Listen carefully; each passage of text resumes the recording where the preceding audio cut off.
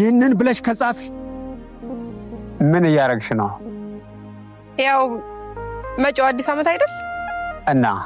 እናማ ስለሚመጣው ዓመት እያሰብኩ እያቀዱ።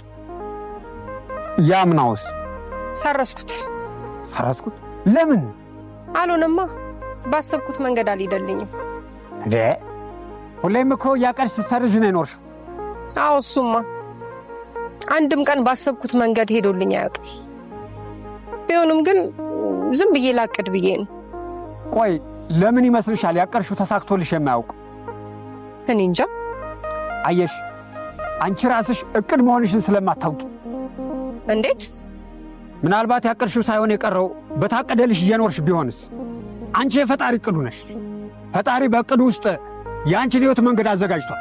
ባልተዘጋጀልሽ መንገድ ለመሄድ አትሞክሪ። ካሰብሽው ይልቅ የታሰበልሽ ትክክል ነው።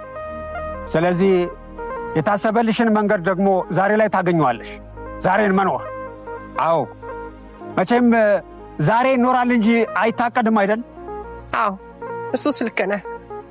በተፈጥሮ ዕቅድ ቁጥጥር ውስጥ ነሽ። ብዙ አትልፊ፣ ብዙም አትጻፊ። ግድ የለም ባይሆን ለቀጣይ ዓመት የማይሰረዝ አንድ ቃል ለመጻፍ ሞክሪ። ምን ብዬ ልጻፍ? አይነው ሁሉ እኖራለሁ ብለሽ ጻፊ። አዎ ይህንን ብለሽ ከጻፊ ባትኖሪም አትሰርዡም፣ ብትኖሪም አትሰርዡም። አንቺ ብታልፊ እንኳን የጻፍሽው አይጠፋም። የማይሰረዝ ጽሑፍ ጽፎ ማለፍ ደግሞ ሕያውነት ነው።